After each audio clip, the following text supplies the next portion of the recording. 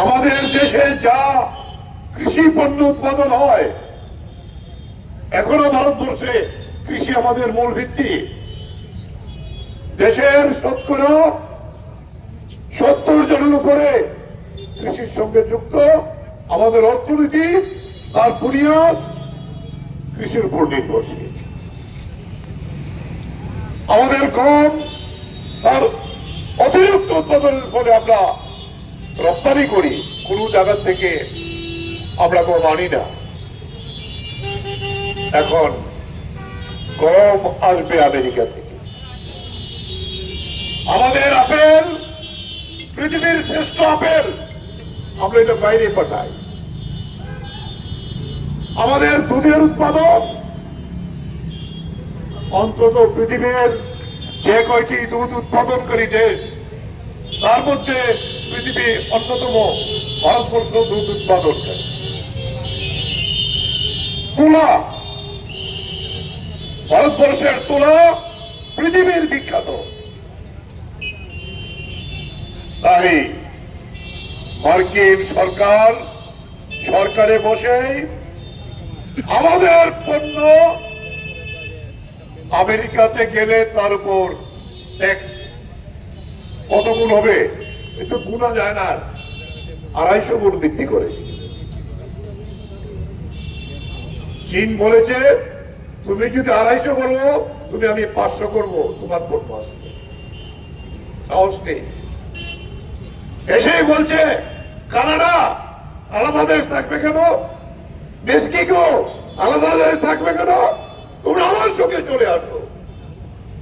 সঙ্গে সঙ্গে তারা প্রতিবাদ করেছে। আমাদের স্বাধীন সত্তা আমরা আমেরিকার কাছে বেচবো কেন? বলছে কানাডার পণ্য, মেক্সিকোর পণ্য আমেরিকায় যেতে পারবে না, আমরা পাঠাতে পারবো। বলছে তুমি যদি পাঠাও তোমার পণ্যকে আমরা বাতিল করে দেব। চীন পরিষ্কার করে পাল্টা করে দিয়েছে যে তুমি যদি আমাকে চুক্তিবদ্ধ না করো, আমেরিকান কোন পণ্য চীনের বাজারে আসতে আমরা দেব না। কিন্তু ভারতবর্ষ এই শক্তি নেই, সাহস নেই। কারণ ভারতবর্ষের বর্তমান যে বিজেপি সরকার আমেরিকার কৃতদাস, আমেরিকার লেজর। তাই আজকে ভেন্সকে ডেকে নিয়ে আসছে কেন? মুক্ত বাণিজ্য চুক্তি করার জন্য।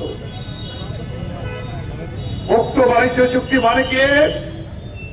ডিউটি ছাড়া আমেরিকান পণ্য আমাদের দেশে আসবে। কি কি আসবে?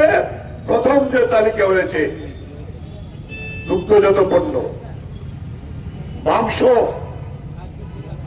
আমেরিকান অধিবাসী যারা তারা মুরগির সোজা বাংলায় বলি কলিজাটা খায়, আর ভারতবর্ষের মানুষ আমরা কি খাই?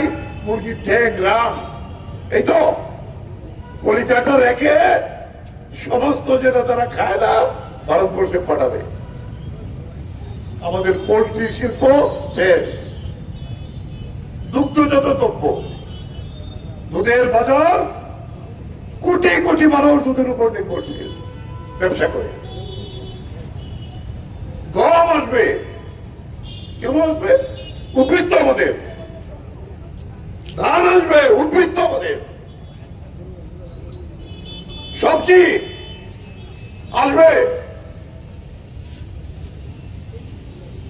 তুলা আসবে, আপেল আসবে। তাহলে আমাদের কৃষকরা কোথায় যাবে?